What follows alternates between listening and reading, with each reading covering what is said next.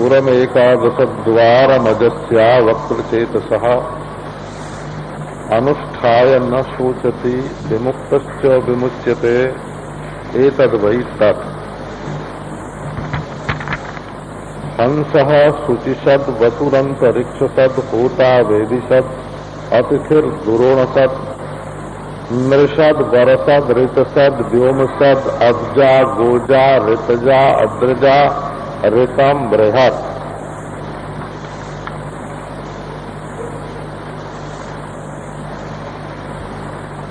ओम शांति। अलतु और भुनक्तु दोनों का अर्थ सामान्य रूप से रक्षा करे होता है।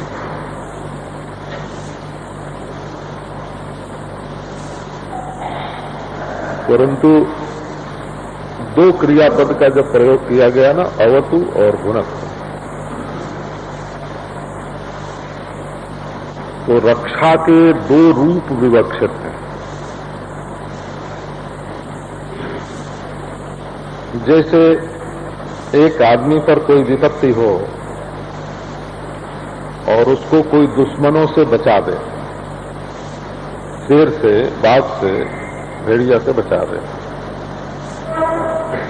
और दूसरे का उसको अपने घर में ले आवे, भोजन करावे, सुलावे, घर पहुंचने की व्यवस्था कर दे और जिंदगी भर खाने पीने की व्यवस्था कर दे, तो रक्षा दो प्रकार की हुई। एक शत्रुओं से बचाने वाली और एक उसके पालन पोषण की व्यवस्था। तो संरक्षण अलग वस्तु है और पालन पोषण अलग वस्तु है।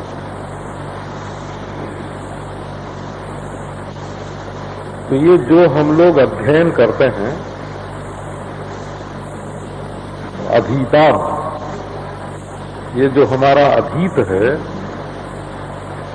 ये काम क्रोधादि अशांति के हेतुभूत शत्रुओं से हमारी रक्षा करें और समाधि संपत्ति देकर के हमारा पालन करें।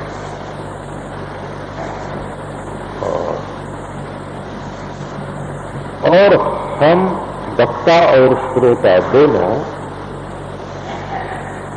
सह वीर्यम करवावहै,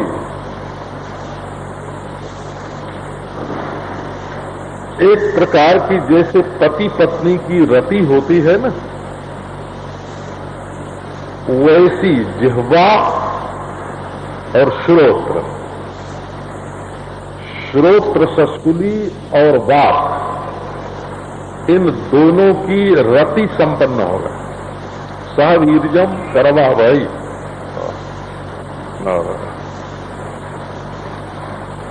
माने हम दोनों ये प्रयास करें कि तत्व ज्ञान का उदय होकर अज्ञान की निवृत्ति हो जाए। नौ अधीतम, नौ आवयोः अधीतम तेजस्वी अस्तु। हम जो अध्ययन करें वो तेजस्वी हो, ये नहीं कि वो बना रहे और उसका दुश्मन भी बना रहे। ऐसा तेजस्वी हो हमारा अध्ययन कि भ्रांति को कहीं शरण न मिले, ऐसा तेजस्वी हो। और मां विद्वेषावहै, जीवन मुक्ति का विलक्षण सुख जो है वो हमको प्राप्त होवे। क्योंकि राग द्वेष रहते जीवन मुक्ति का विलक्षण सुख नहीं मिलता है।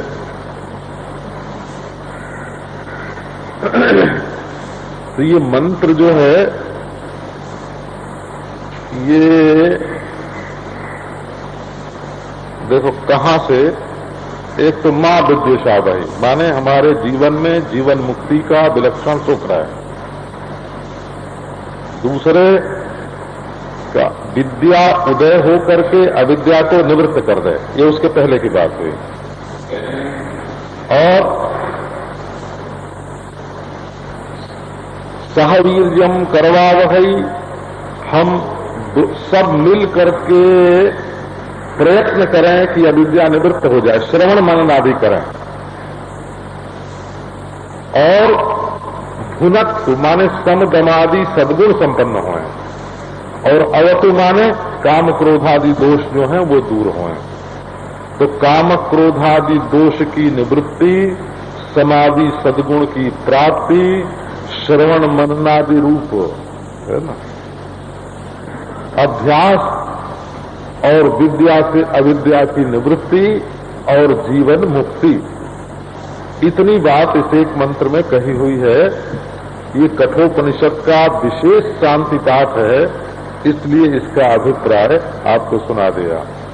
क्योंकि ये जमराज और नचिकेता दोनों के उद्देश्य से ही ये प्रयुक्त हुआ है। सह नावतु,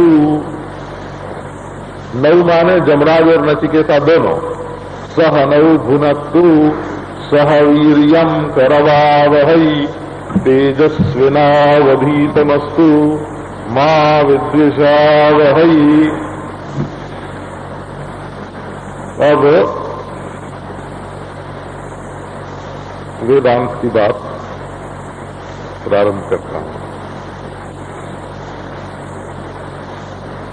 ये शरीर जो है वो एक राजधानी है।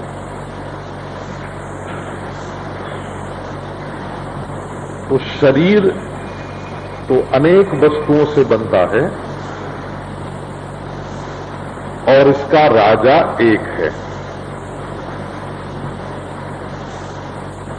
तो इसमें इंद्रियां द्वार हैं, ये जो इंद्रिय गोलक हैं, आंख कान नाक जो बाहर से दिखते हैं, ये सब द्वार हैं 11, 3 नीचे 7 ऊपर, एक सिर में।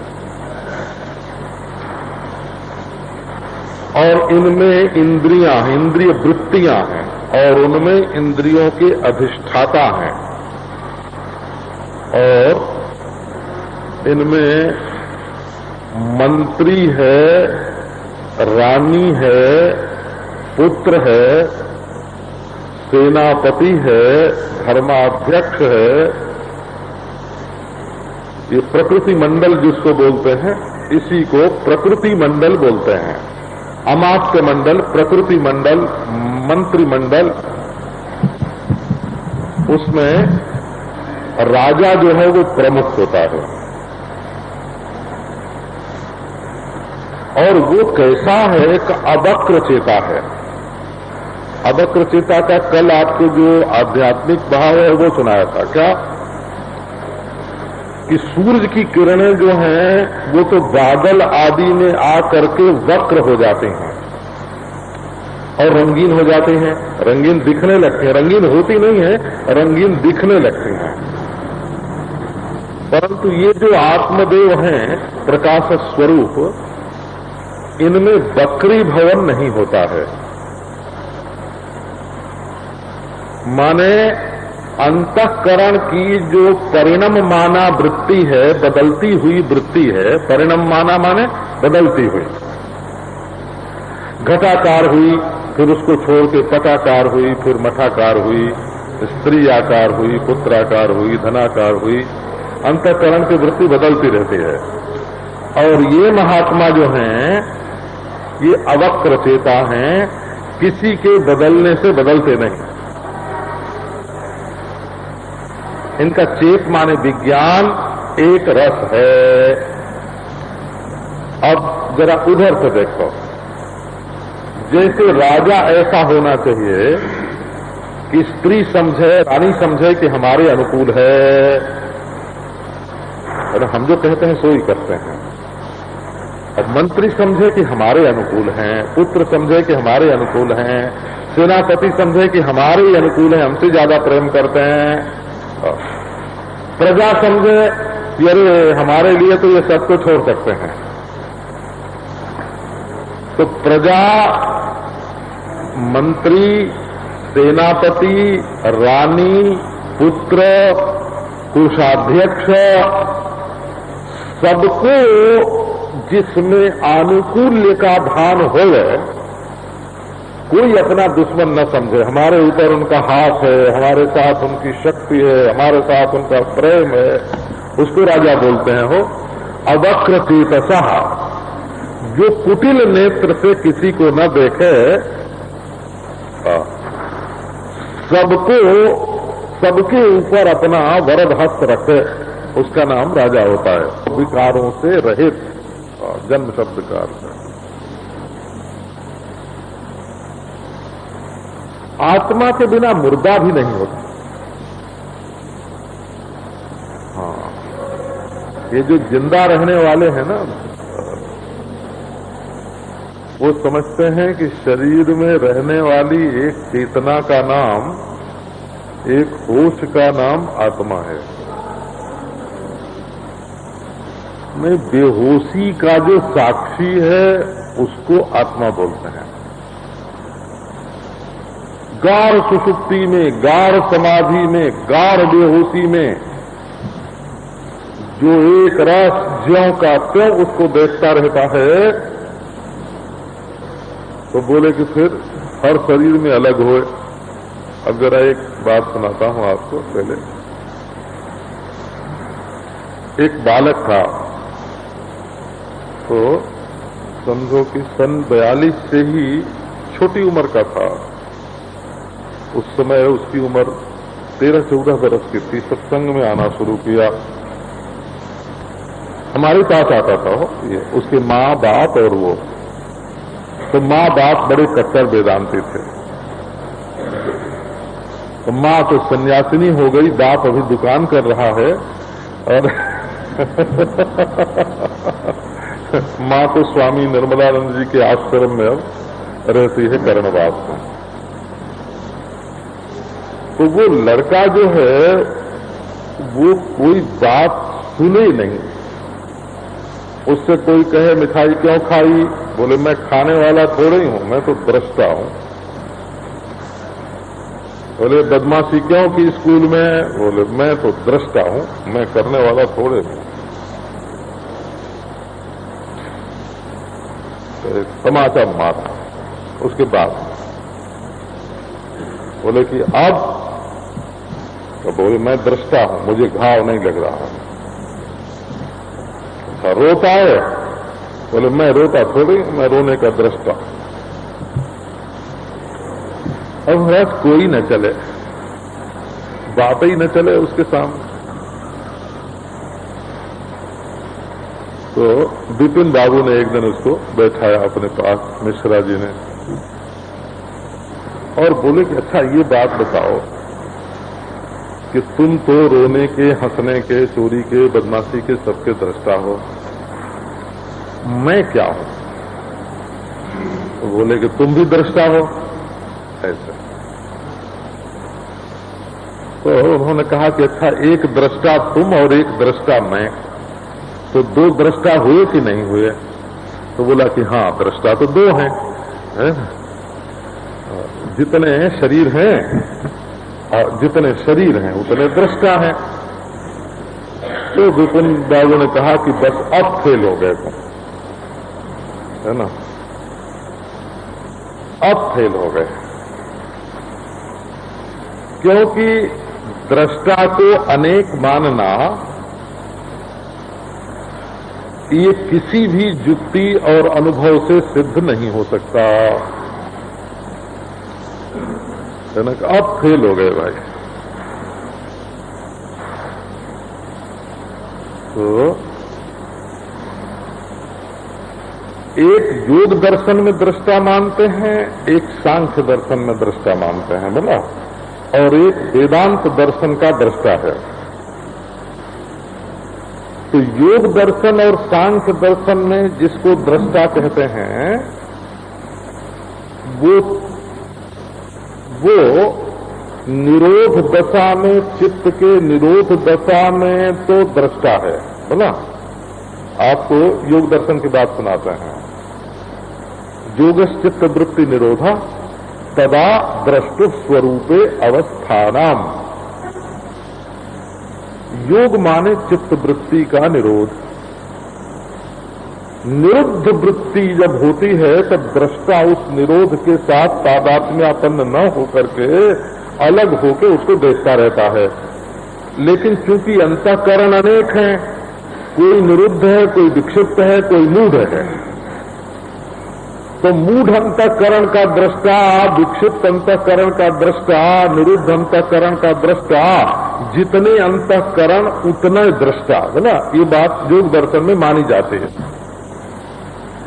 और वो कहते हैं कि जन्म मरण करण, एक के जन्म से सबका जन्म नहीं होता, एक की मृत्यु से सबकी मृत्यु नहीं होती, एक का अंतःकरण सबका अंतःकरण नहीं है, और एक के सुखी होने से दुखी होने से दूसरा सुखी दुखी होता नहीं। इसलिए दृष्टा अनेक हैं। और जब हम व्यवहार में आते हैं तो वृत्ति सारूप्यम इतरत्र, निरुद्ध दशा से अतिरिक्त दशा में हम वृत्ति के साथ एक हो जाते हैं, वृत्ति सारूप्य हो जाता है। माने वृत्ति अगर गधाकार तो दृष्टा भी गधाकार, गर्दभाकार। सांख्य कहता है कि नहीं, चाहे चित्त की दशा विक्षिप्त हो चाहे निरुद्ध हो, दोनों दशा में दृष्टा दृष्टा ही रहता है। लेकिन दृष्टा अनेक हैं, ये सिद्धांत सांख्य भी मानता है। वेदांत जो दृष्टा का विवेक करता है कि ये जो पूर्व है इसका दृष्टा है, ये इस प्रसंग में बहुत बढ़िया हंस सूचिषद बसुर अंतरिक्षसद, इस मंत्र में आप देखेंगे बहुत बढ़िया ढंग से समझाया हुआ है। तो वेदांत में दृष्टा का स्वरूप क्या है? त्वम पद के लक्ष्यार्थ को ही दृष्टा कहते हैं, बना। आप वेदांत की इस प्रक्रिया को समझो, क्योंकि दो तीन बात समझे बिना योग सांख्य और वेदांत का क्या भेद है, ये बात जल्दी ध्यान में नहीं आती है। एक तो वेदांत का प्रयोजन केवल दुख की निवृत्ति नहीं है। सांख्य और योग का जो प्रयोजन है वो केवल दुख की निवृत्ति है, परमानंद की प्राप्ति नहीं है। तो जिस समय हम किसी भी चीज के दृष्टा हो जाते हैं, उस समय उससे होने वाले सुख और दुख दोनों के दृष्टा हो जाते हैं। तो दुख का अत्यंता भाव हो जाता है और सुख का भी अत्यंता भाव हो जाता है। माने संसार से के सुख और दुख से बचने की प्रणाली जो है वो दृष्टा के अपने स्वरूप में अवस्थान है। दृष्टा अपने स्वरूप में बैठ गया, बड़ी अशांति थी कि थोड़ी देर चित्त शांत हुआ और दृष्टा होकर बैठ गए तो दुख की निवृत्ति हो गई। लेकिन वेदांत दुख निवृत्ति को ही जीवन का प्रयोजन नहीं स्वीकार करता, दुख निवृत्ति के सिवाय परमानंद की प्राप्ति को भी, जो आपको वो मंत्र में सुना, सहनावतु सहनौ भुनस्तु। अवतु माने दुख से हमारी रक्षा करे और भुनस्तु माने परमानंद का धाम करे हो, परमानंद का अभ्युदय हो। तो एक तो ये बात ध्यान में रखने की है। दूसरे, वेदांत जीवन मुक्ति का विलक्षण सुख मानता है। मरने के बाद मुक्त होंगे सो नहीं, विमुक्तश्च विमुच्यते, मंत्र में है ना, विमुक्तश्च विमुच्यते। जिस समय ये ज्ञान होगा आपको, उसी समय आप जान जाएंगे कि मैं पहले से मुक्त था, मुक्त हूं, मुक्त रहूंगा, इसका शरीर के साथ कोई संबंध नहीं है। तो चाहे हम दृष्टा भाव में रहें चाहे न रहें, मुक्ति अपना निज स्वरूप है। ये जीवन मुक्ति का विलक्षण सुख जो है, ये वेदांत का प्रयोजन है। बोला, परमानंद की प्राप्ति और जीवन मुक्ति का विलक्षण सुख।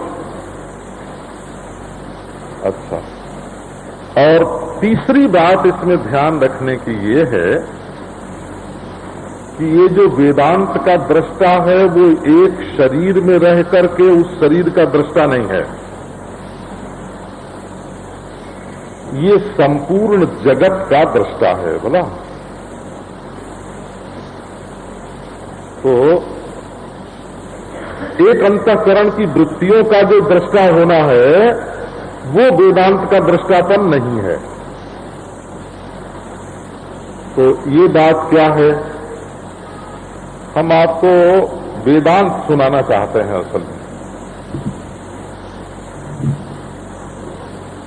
वो क्या है, माने जो उपनिषद है, जो वेदांत दर्शन है ना, शांकर संप्रदाय ने जिसको अद्वैत के नाम से जिसका निरूपण किया है उसकी बात। वो ये कहते हैं कि यदि तुम दृश्य से पृथक हो गए, जान लिया अपने को कि मैं दृश्य से पृथक हूं, तो तुमसे ये सवाल है कि ये दृश्य क्या है जिससे तुम अलग हुए हो। बोले हम नहीं जानते बाबा, हमारा क्या मतलब, दृश्य चाहे कुछ हो भाड़ में जाए, है ना, दृश्य चाहे भाड़ में जाए। माने दृश्य के बारे में तुम अज्ञान स्वीकार करते हो, इसका अर्थ हुआ। तो अपने को चिद वस्तु दृष्टा भी जानना और दृश्य के बारे में अज्ञान भी स्वीकार करना, ये वेदांत का सिद्धांत नहीं है।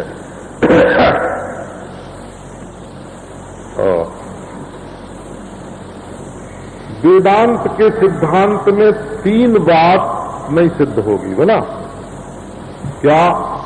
एक तो अपनी मृत्यु, और दूसरे अपने में अज्ञान, और तीसरे अपने में दुख। क्योंकि जो आनंद है उसमें दुख नहीं, जो चित्त है उसमें अज्ञान नहीं, और जो सत है उसमें मृत्यु नहीं।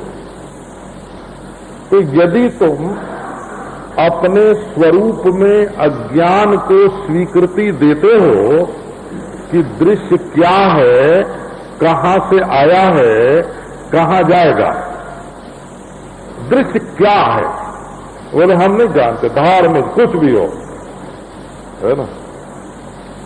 बोले कुछ भी हो ये कहना माने दृश्य के बारे में अज्ञान को स्वीकृति देना। तो वेदांत क्या शिक्षा देता है?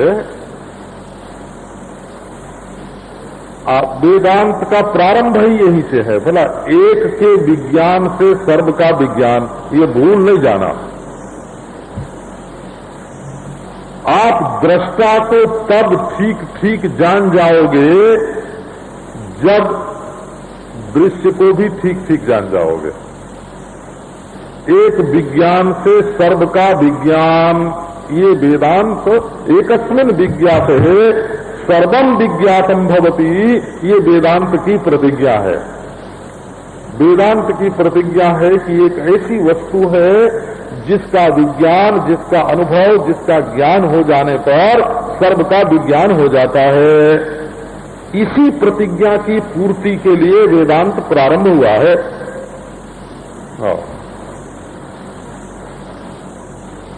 प्रकृतिश्च प्रतिज्ञा दृष्टांतानुपरोधात्, ये प्रकृति अधिकरण है ब्रह्मसूत्र का, बोला प्रकृतिश्च प्रतिज्ञा दृष्टांतानुपरोधात्। प्रकृति ब्रह्म का ही नाम है, प्रकृति किसी दूसरी वस्तु का नाम नहीं है। ब्रह्म के जैसे हजारों नाम हैं, वैसे एक नाम उसका प्रकृति भी है। प्रकृतिश्च प्रतिज्ञा दृष्टांतानुपरोधात्, क्योंकि प्रतिज्ञा जो है एक के विज्ञान से सर्व का विज्ञान, उसका उपरोध हो जाएगा यदि दृश्य दृष्टा से जुदा होगा, यदि दृश्य ब्रह्म से जुदा होगा जिससे तुम अपने को अलग जान के बैठे हो, है ना, वो चीज अगर तुमसे जुदा होगी तो एक के विज्ञान से सर्व विज्ञान की प्रतिज्ञा पूरी नहीं हुई। और दूसरे प्रतिज्ञा दृष्टांतानुपरोधात, दृष्टांतोपरोध होगा। दृष्टांतोपरोध क्या होगा? जो एक लोह के ज्ञान से सर्वलोह का, एक मृत्तिका के ज्ञान से सर्व मृत्तिका का, एक सोने के ज्ञान से सर्व सोने के ज्ञान का जो दृष्टांत है, यदि तुमने दृश्य से अलग हो करके और दृश्य को अज्ञात छोड़ दिया तो सोना, लोहा और मिट्टी का जो दृष्टांत था तो झूठा पड़ गया और एक के विज्ञान से जो सर्व की प्रतिज्ञा थी वो झूठी पड़ गई। इसलिए वेदांत का ज्ञान पूरा होगा कहां? जहां तुम्हारे सिवाय देश, काल, वस्तु, इनकी विविधता और इनका बीज, ये सारा का सारा जब बाधित हो जाएगा, न दृष्टा दूसरा रहेगा, बोला, न दृश्य दूसरा रहेगा और न ईश्वर दूसरा रहेगा। दृश्य में देश, काल, वस्तु तीनों का समावेश कहां है? दृश्य में। हाँ, ये सजातीय भेद हुआ हो। दृश्य में देश, काल, वस्तु ये दृष्टा से विजातीय हैं और दृष्टा से दृष्टा सजातीय हैं और दृष्टा से ईश्वर भी चैतन्य होने के कारण सजातीय है और दृष्टा का परिणामी होना ये स्वगत है। दृष्टा न तो खुद बदल के दृश्य होता है, न तो एक दृष्टा के सिवाय दूसरा दृष्टा है, न तो दृष्टा के सिवाय ईश्वर है, न तो दृष्टा के सिवाय दृश्य है। जिससे पहले तुमने अपने को अलग किया था वो तो अलग विवेक के लिए किया था, वो तो तुम्हारे सिवाय है ही नहीं। तो इसलिए पंचदशीकार ने वेदांत और सांख्य का सामंजस्य कहाँ है, ये बात जब बताई ना,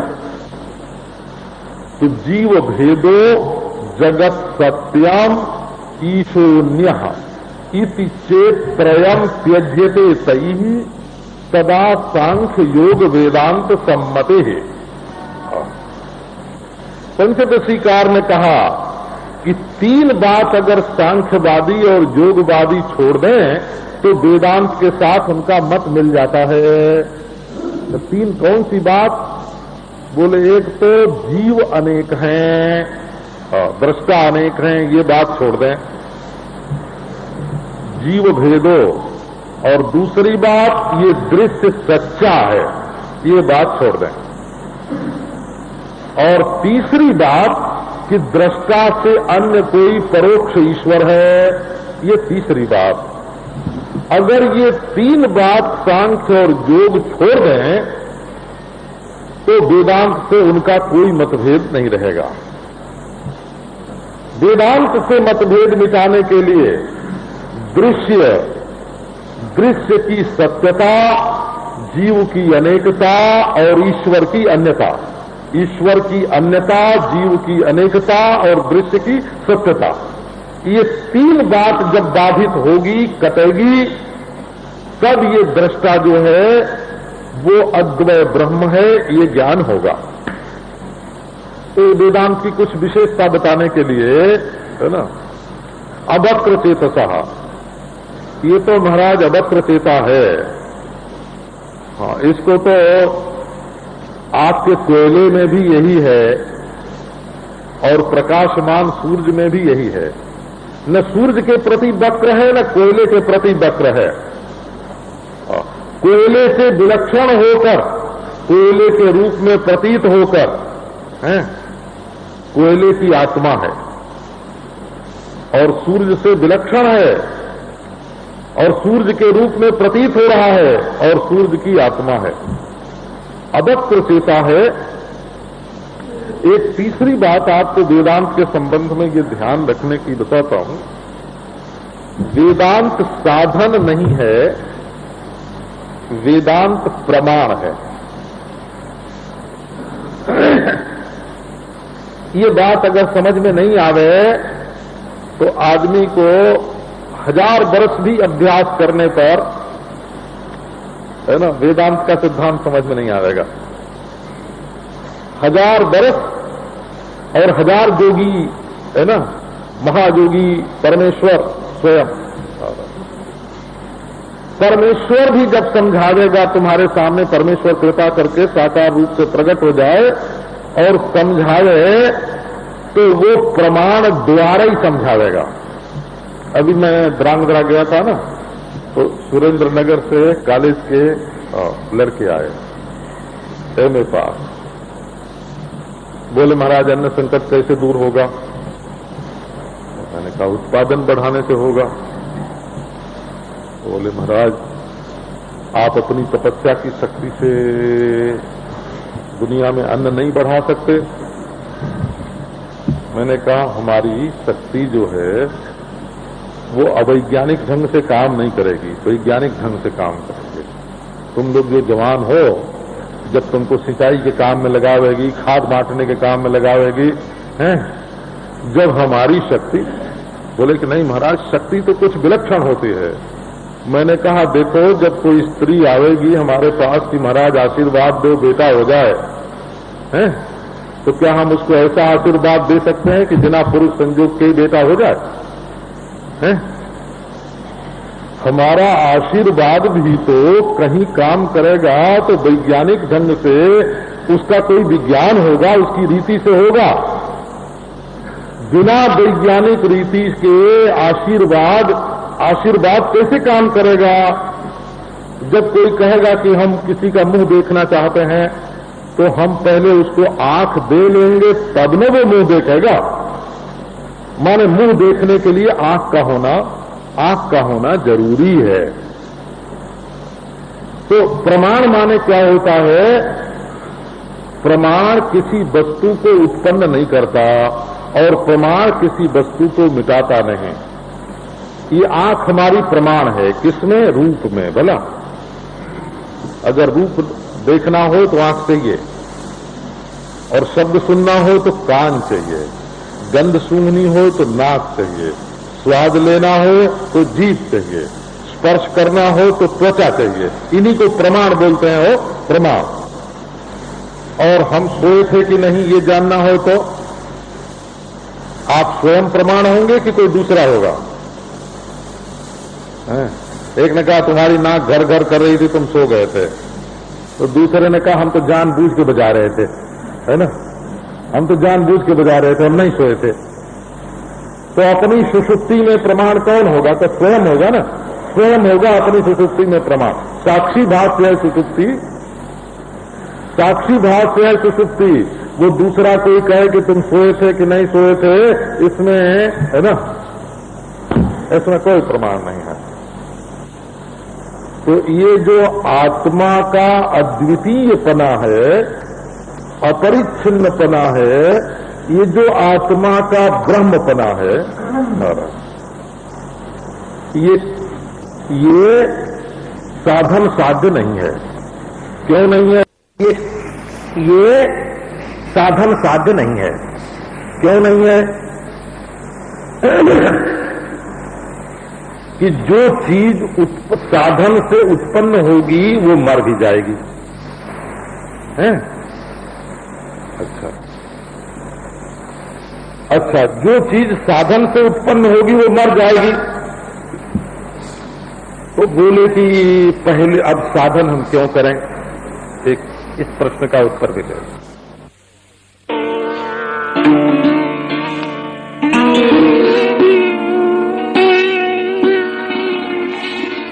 से तुम उत्पन्न क्या करोगे? और नहीं मौजूद है चीज तो साधन से उत्पन्न क्या करोगे? पहले से मौजूद है चीज तो भी साधन व्यर्थ गया, और नहीं मौजूद है तो पैदा हो ही नहीं सकती तो भी साधन व्यर्थ गया। तो बोले कि भाई तब ये तुम वेदांत से कराते क्या हो? तो वेदांत से हम ये कराते हैं कि पहले से मौजूद चीज है उसको प्रमाण से लिखा देते हैं, चीज है उसको प्रमाण से लिखा देते हैं। तब साधन की क्या जरूरत रही? तो प्रमाण को ठीक ठीक प्रयोग करने की पद्धति जो है वो सीखने के लिए साधन की जरूरत होती है।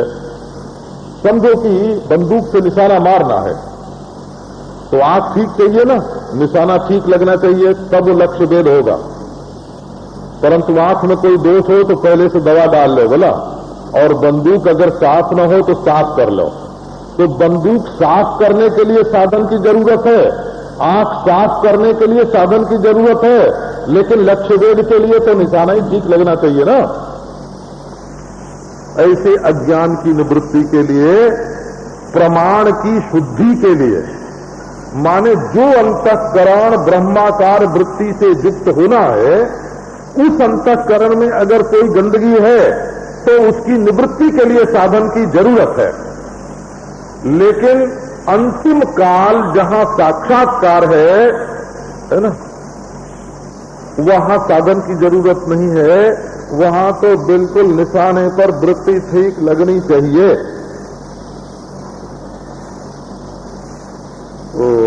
क्योंकि साधन से सिद्ध वस्तु भी साधन से उत्पन्न नहीं होती और असिद्ध वस्तु भी साधन से उत्पन्न नहीं होती। साधन केवल करण के औजार के शोधन के लिए साधन होता है, साधन वस्तु की प्राप्ति के लिए नहीं होता। तो वेदांत की ये बात ध्यान में रखने के लिए है क्या कि वेदांत जो है प्रमाण से जिस वस्तु की उपलब्धि होती है एक ही बार में हो जाती है। एक बार गए नारायण, कहीं यात्रा कर रहे थे पैदल, तो चलते चलते नहर के किनारे अंधेरा हो गया, एक तिदरी मिली, बोले भाई रात को इसी में सो जाओ। और तिदरी में सफाई करके अपनी ओर से सो गए। तो बाद में शंका हुई कि कहीं इसमें कोई सांप न हो।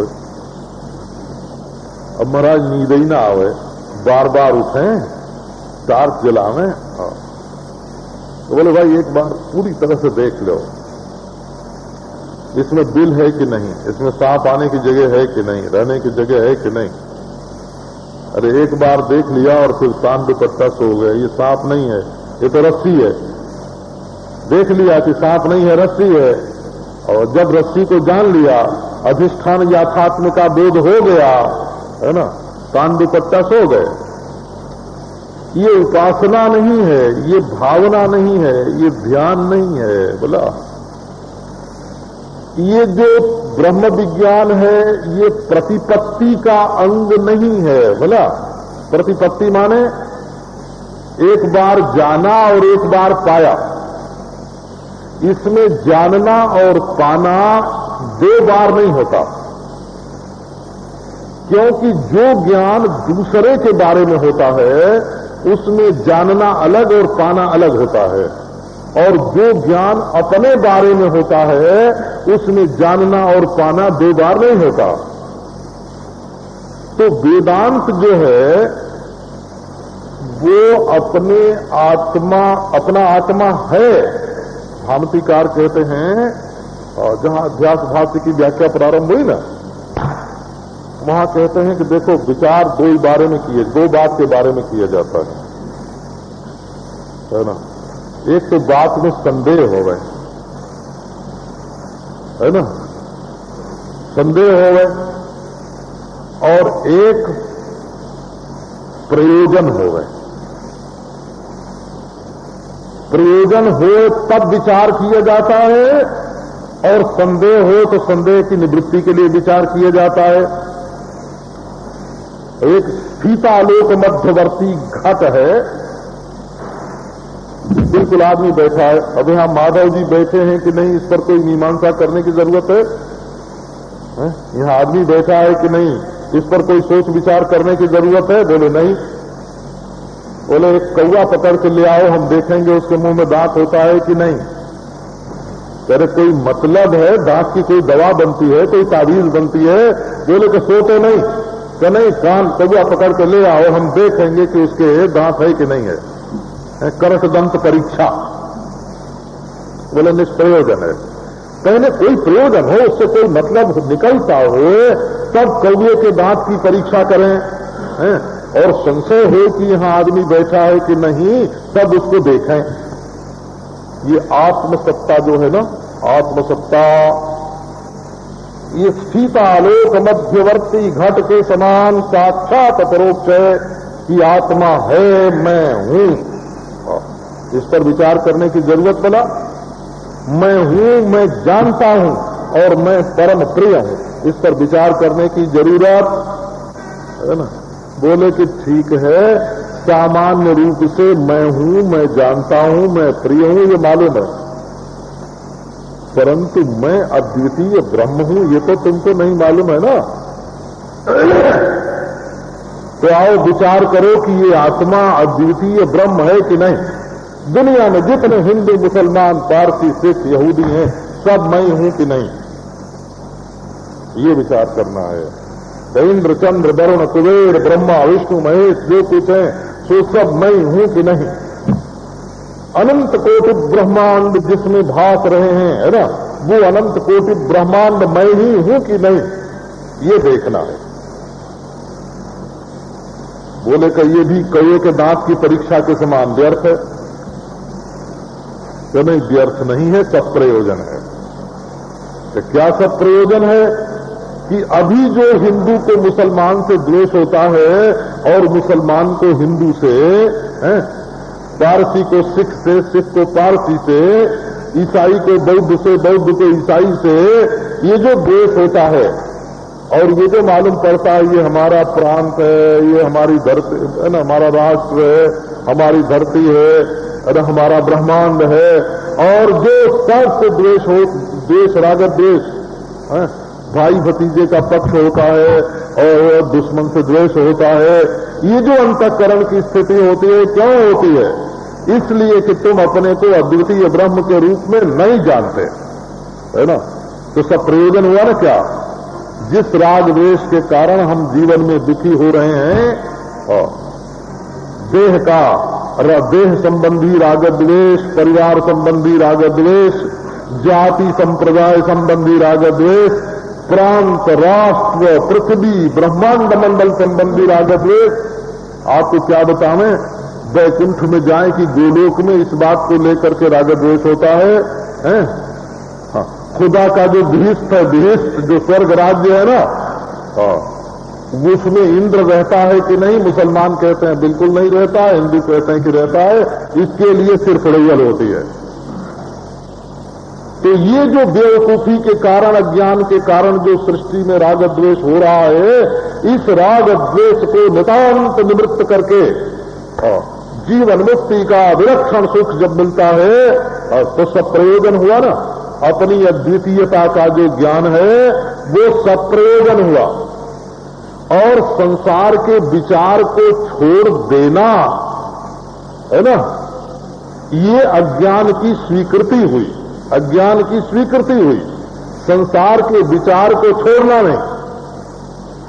विचार करो कि ये संसार जो भास रहा है तो क्या है, ये स्त्री क्या है, पुत्र क्या है, धन क्या है, जाति क्या है, संप्रदाय क्या है, ये धरती, ये राष्ट्र क्या है, प्रांत क्या है, हिंदुस्तान और पाकिस्तान के बीच में है कौन सी नदी आ गई अब नई, कौन सा समुद्र आ गया, है ना, कौन सी रस्सी खिंच गई दोनों के बीच में, कौन सा पहाड़ आ गया।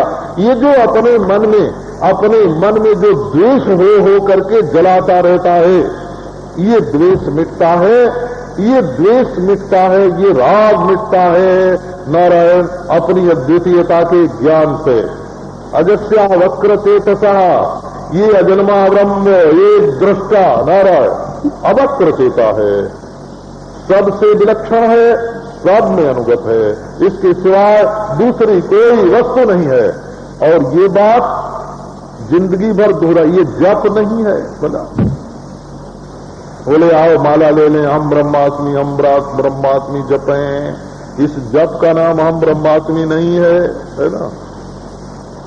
सकृत विभातम, एक बात, ये बात टूट जानी चाहिए कि मैं परिच्छिन्न हूं, बस। और ये कैसे टूटनी चाहिए मान्यता से नहीं, है ना, ये साधना से नहीं, स्थिति से नहीं, है ना, ये प्रमाण से टूटनी चाहिए। तो प्रमाण इसके संबंध में क्या है? बहुत मजेदार बात है ये। देखो, अपरिच्छिन्नता के संबंध में आंख प्रमाण हो सकती है? आपका ऐसा ख्याल है कि आंख बतावेगी कि सब अपरिच्छिन्न है? तो अच्छा, एक खुर्दबीन बनेगा, वो बतावेगा कि सब अपरिच्छिन्न है। तो वैज्ञानिक लोग एक मशीन बना लेंगे और उससे कहेंगे कि अपरिच्छिन्न है, ये बात हमने देख ली। गोविंदाय नमो नमः करो। कोई भी परिच्छिन्न यंत्र अपरिच्छिन्न को नहीं बता सकता। शांत यंत्र अनंत को नहीं बता सकता, है ना। जड़ यंत्र चेतन को नहीं बता सकता। तब इसके लिए अच्छा हम खुद जानेंगे। तो खुद जाने वाली बात ही व्यर्थ है, बोला। तो क्यों व्यर्थ है? तो जो जाना जाएगा तो हमसे छोटा होगा और जानने वाले हम बड़े होंगे। अच्छा, हम अपने आप को जान लेंगे तो अपने आप को जानोगे तो एक जानने वाले तुम और एक जाना जाने वाले तुम। ये वेदांत की दृष्टि है।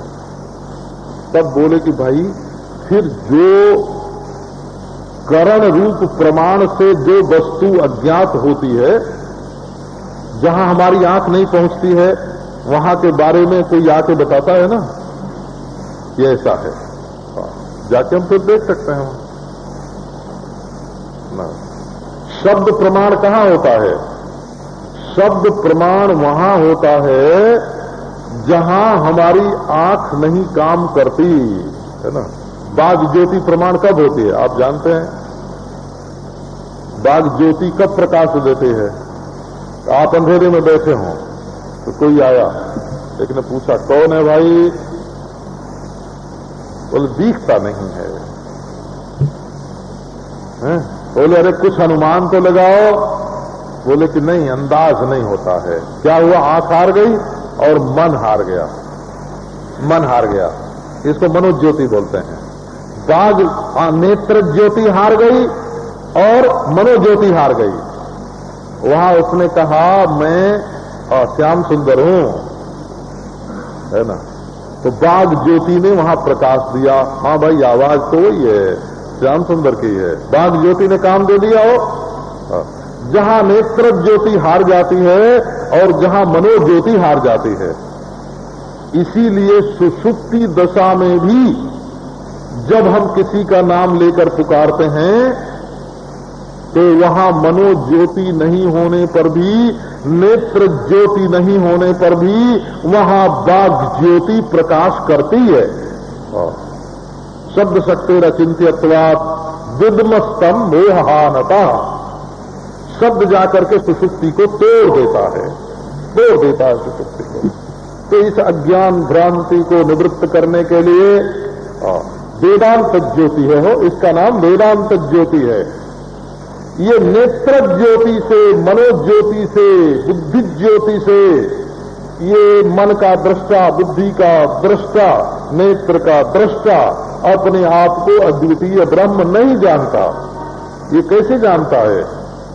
तो बोले ये बाघ ज्योति से, वेदांत ज्योति से, वेदांत ज्योति से इसका प्रकाश होता है। नारायण विचार सागर चाहे पढ़ो, चाहे वृत्ति प्रभाकर पढ़ो, चाहे पंचदशी देखो, चाहे इसको जानने वाले जो महापुरुष हैं उनके शब्द को सुनो, है ना। और वो संस्कृत में ना बोले, जिस बोली में तुम समझते हो उस बोली में बोलो। परंतु इंद्रियों से और अंतःकरण वृत्तियों से अज्ञात जिस अद्वितीयता का संस्कार अंतःकरण में बिल्कुल है ही नहीं है, उस वस्तु को प्रमाणित करने के लिए बाघ ज्योति आवश्यक है। बाघ ज्योति वही वेदांत बताता है। तो आओ भाई परमात्मा का अनुसंधान करें, कैसे अनुसंधान करें? और एक बार दिया सलाई जलाई, देख लिया रस्सी है, साफ नहीं है, उसके बाद अंधकार ही रहे और वो रस्सी सर्पवत ही प्रतीत हो गए, लेकिन भ्रम नहीं होता है। एक बार सूर्योदय और सूर्यास्त पे अन्वय व्यतिरेक करके जान लिया कि पूरब कौन है और पश्चिम कौन है, तो भले आंख उल्टा बतावे, लेकिन बुद्धि जो है तब वो भ्रम से मुक्त हो जाती है। इसी प्रकार इस दृश्यमान प्रपंच के संबंध में ऐसे नहीं आवे तो वेदांत वाक्य से बोधित जो दृष्टा है सो ब्रह्म है, ब्रह्म में माया कल्पित है, ब्रह्म में अविद्या है ही नहीं। बोला तब ब्रह्म में प्रकृति और महत्त्व कहां से आए? ये तो ब्रह्म ही प्रकृति महत्त्व के रूप में दिख रहा है कि तब उसमें अहंकार और अंतःकरण कहां से आया? उसमें अनंत पंच तन्मात्रा की उत्पत्ति होकर के कोटि कोटि ब्रह्मांड कैसे बने हैं? उसमें पंचभूत कहां से आए? इंद्रियां कहां से हुई? ये इतनी जीव जातियां कहां से हुई? अरे मुझ अद्वितीय ब्रह्म में ये सब बिना हुए भाग रहा है। और नहीं तो जितनी जीव जातियां हैं, जितने परिच्छिन्न पदार्थ हैं, वो सब पंचभूत में, पंचभूत पंच तन्मात्रा में, पंच तन्मात्रा अहंकार में, अहंकार महत्त्व में, महत्त्व प्रकृति में, और प्रकृति जो है वो अपने अधिष्ठान भूत ब्रह्म से पृथक नहीं है, दृष्टा से पृथक नहीं है। और ये जो दृष्टा है ये देश काल वस्तु की कल्पना से रहे ब्रह्म है, चाहे उधर से आओ और चाहे इधर से आओ। ये बाधक प्रक्रिया, ब्रह्म की ओर से आओ तो बाध और पंचभूत की ओर से जाओ तो लय प्रक्रिया का चिंतन करके कि ये चिंतन हुआ। और प्रमाण जो है वो चिंतन नहीं है, चिंतन का नाम प्रमाण नहीं है। प्रमाण तो एक ही तलवार में जो चीज को टुकड़े टुकड़े करके फेंक दे उसको प्रमाण बोलते हैं। तो ये जो अद्वैत वेदांत है वो ये नहीं समझना कि हम बैठ करके आंख को जरा सिर को सीधा करें और आंख को टेढ़ी करें और दिमाग में एक खिंचाव पैदा करें, तनाव पैदा करें। ये तनाव पैदा करने वाली चीज नहीं, खिंचाव पैदा करने वाली चीज नहीं। ये तो हमेशा के लिए और हर विषय के तनाव को है ना नष्ट कर देने के लिए ये वेदांत चिंतन है। कभी कोई ध्यान ही न करना पड़े, ये ऐसा ज्ञान है कि एक बार हो जाए तो कभी कोई ध्यान ही न करना पड़े, कभी कोई उपासना ही न करनी पड़े, कभी कोई समाधि ही न लगानी पड़े। अरे तुम्हारी मौज आवे, जैसे खेलते हो बच्चों के साथ, है ना, जैसे बच्चों के साथ खेलते हो वैसे कभी समाधि से खेल लो, कभी ब्रह्मा विष्णु महेश से खेल लो, कभी उपासना से खेल लो, कभी योग से खेल लो, कभी धर्म से खेल लो। ये तो सब प्रतीति मात्र खेल हो जाते हैं। कोई भी वस्तु तनाव तब तक उत्पन्न करती है जब तक वो वस्तु स्थिति नहीं होती।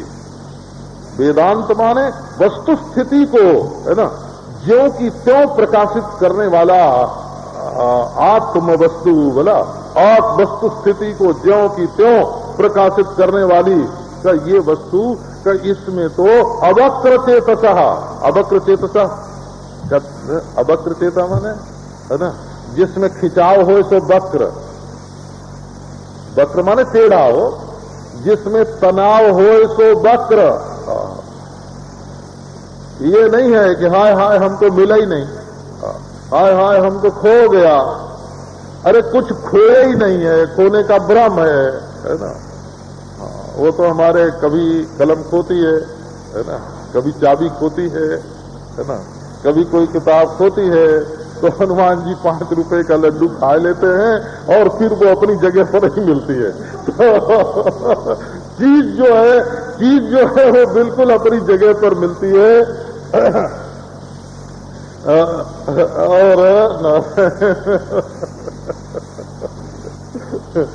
तो अब वो खाते तो हम ही लोग हैं, कोई हनुमान जी थोड़े खाते। उसमें कोई तनाव की बात नहीं है बोला, उसमें कोई तनाव की खिंचाव की बात नहीं है। लेकिन चाहे करो धर्मानुष्ठान और चाहे करो इष्ट साक्षात्कार पर्यंत उपासना, और चाहे आंख भौं सीधी टेढ़ी करके और इडा पिंगला सुषुम्ना को चढ़ा के, है ना, अपनी नसों को उत्तेजित करो, अंत में मिलेगा वही जो है, जो नहीं है वो नहीं मिलेगा बोला। और है इसके बारे में असंदिग्ध यदि कोई वस्तु है ना, तो आत्मा की अद्वितीयता जो है तो वो बिल्कुल असंदिग्ध है। और इसके विचार में बड़ा भारी प्रयोजन, जीवन मुक्ति का विलक्षण सुख भरा हुआ है। तो इसलिए अनुष्ठाय न शोचति विमुक्तश्च विमुच्यते। अब इस शरीर में स्वातंत्र क्या है? तत्सत्ता प्रतीति मंत्रेण सत्ता प्रतीति मत्वम स्वातंत्र्यम। रानी न होए, मंत्री न होए, सेनापति न होए, बेटा न होए, है ना, परंतु राजा ज्यों का त्यों। राजा का कुछ बिगड़ नहीं सकता है।